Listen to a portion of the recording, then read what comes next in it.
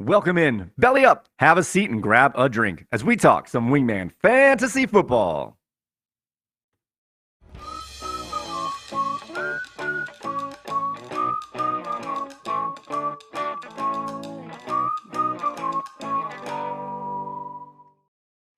Welcome into another edition of Wingman Fantasy Football, the League Podcast. I'm your host, Michael Furley, and as always, I'd like to thank all of you, or any of you who may be watching or listening to today's show. This is episode 61, Week Ins and Outs. But before we get any further along, let's make sure that everybody is in the room. Wingmen assemble! All right, guys, we are just past the halfway point of the Wingman Fantasy Football regular season, and let's get right into it. Let's find out who's in or out, who's hurt or not in this week's actives inactives. We are going to start off by mentioning that there are no NFL teams on bye this week, so every one of our managers has a full complement of choices to make in regards to their playing lineups. I know I'm torn because I got 4 or 5 running backs I would like to play, and I only have 3 spots for them, so I'm not sure what I'm going to do. I've only got a few minutes left to make up my mind. All right, let's start off with our IR list, as we've had a bunch of tight ends added to this list in the last 10 days. As we have Zach Ertz, Arizona tight end, is now on the IR list and going to miss a minimum of 4 weeks. Dawson Knox, Buffalo tight end, has also been placed on the IR, and he too is going to miss a minimum of 4 weeks. Greg Dulcich and Pat Freiermuth were placed on the IR last week, just before the games, so they have 3 weeks left before they can return. Kyron Williams and Ronnie Rivers, both LA Rams running backs, were placed on the IR just before last week's games, and they have 3 weeks before they are eligible to return. Justin Jefferson is inching so much closer to a eligible return, as he's only 2 more games he has to miss. That includes today, but we're not sure about how healthy he will be after that 2-week window is up. But he is getting closer and closer to returning, making our number 1 seed, Katie's King George, even stronger if he can make his return. Waddle Away's Devon Achane has 2 weeks before he can return, and it seems he can only get wins when Achane is in his lineup, so he needs that player back badly. Khalil Herbert and James Conner are also on the IR, but have 2 weeks left before they can return. As for players that are out this week, we have David Montgomery is out for the Detroit Lions. They play Monday night. Justin Fields is going to miss another game with his dislocated thumb. Kyler Murray has been practicing in full all week, but he has not been activated off that PUP list, so he's going to miss another game. He might miss next week. He might return right now. It's a question, but he's going to be activated within 14 days as his 21-day window is going to be up very soon. We have Deshaun Watson.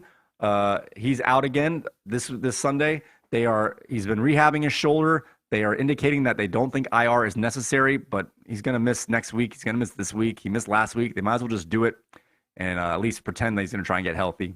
Robert Woods is out. He plays for Houston now, wide receiver for Houston. And this doesn't seem like a big sit, but he actually leads the team in targets for Houston. So that is he doesn't have great stats, but he's got a lot of targets, and he's on the field a lot. So that's just going to open the door even more for Nico Collins, Tank Dell, and Noah Brown for the Texans this week. Deebo Samuel is going to miss another game. Corey, I will give you players that will play in exchange for players that won't. If you want to trade me Deebo Samuel, Kyler Murray's on the block. Dameon Pierce is also on the block. Daniel Jones is going to be out this week, as is Zay Jones, who's had a really tough year. He was hurt to begin the year, came back, had a great game in London, got hurt in that game, and has missed 3 games since. So he's only played 1.5 games all year long, but when he's on the field, he's been great. Ryan Tannehill is also out this week. Now let's get into our questionables and game time decisions. These are players that play in games that are later this afternoon, tonight, or tomorrow night, so they are not officially active or inactive yet.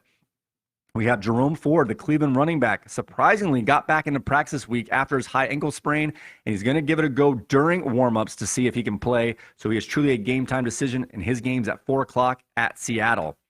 We have Joshua Palmer and Gerald Everett, a pair of Chargers pass catchers who play Sunday night. They're both game time decisions, and there hasn't been much of an indication leaning which way or the other if they're going to play or not. Being that they haven't been ruled out yet, I'm going to say they're trending towards playing, but definitely keep an eye on that if you plan on playing those players.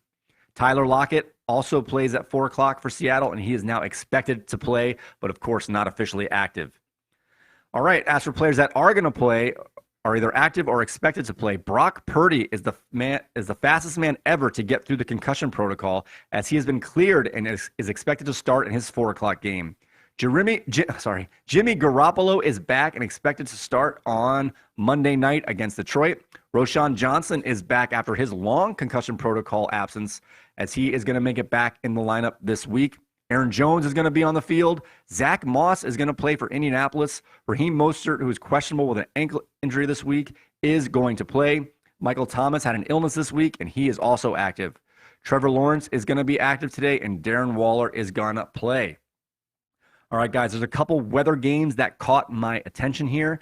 We have Kansas City is playing at Denver, and this is a 4 o'clock game, and the temperature is cold. It's going to be in the low 20s. There's already snow piled up on the field, but the wind is going to be super mild at less than 5 miles per hour. Other games that caught my attention: New England at Miami. It's going to be hot. There's no rain. It's going to be cloudy, and the wind is going to be between 15 to 25 miles per hour. So it's not dangerous range, but it's definitely keep an eye on range. As in regards to the wind. Also, the Jets are playing the Giants, and it's the temperatures in the mid 50s. There's a light rain going out there right now, and the winds there too are between 15 and 20 miles per hour. So it might be a little gusty for our weak arm quarterbacks for New York. All right, guys, I want to let you in on a new section of the wingmanentertainment.net/game day page. All right, if you look here on the game day page, this is my resource that I use, and I'm just trying to pass this along to you guys.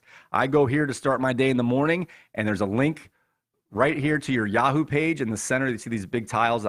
My pointer's not showing up on the screen here, but there's a tile for Yahoo, NFL Network, ESPN, and CBS Sports. You can link right to your page, and as long as you're logged in, it'll take you right to your your league's fantasy page. But here's the news on the right side here. We've got our Twitter feeds from our reporters, Schefter, Rappaport, Pro Football Talk, which is an NBC feed, and Around the NFL, which is an NFL feed.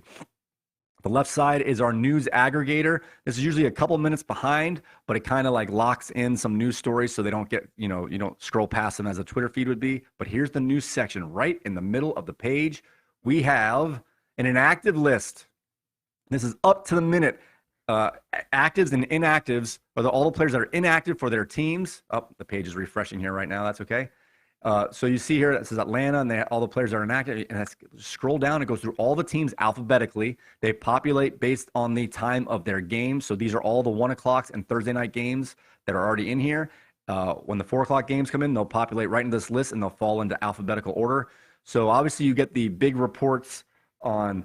You'll get the big reports on the big players that are out. But if you want to double check and see every player that's inactive, go to wingmanentertainment.net/game day, and you can now see the inactives as they come in right at the minute.